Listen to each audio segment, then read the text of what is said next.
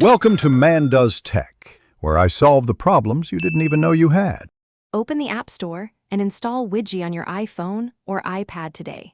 Launch Widgy to allow widget access and file storage in Settings. Go to your home screen and enter Edit Home Screen mode by long pressing any icon.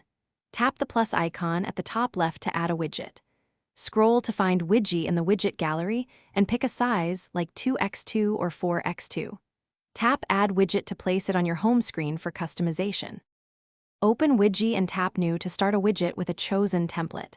Select a template size such as 2x2, 4x2, or a custom proportion. Tap Layers to add shapes, images, text, and icons to the canvas. For spacing, use pixel values and font sizes in the inspector to align elements precisely.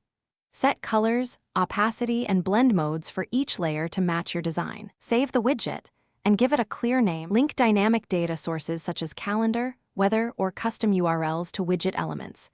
Configure tap actions to open apps, run shortcuts, or copy text when pressed.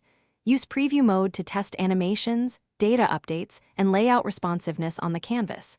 Adjust fonts, margins, and element positions using numeric values for precise alignment.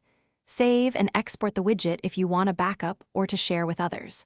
Finally, place the saved widget on the home screen and resize if you need a different appearance. Thanks for watching. If you found this helpful, don't forget to like and subscribe.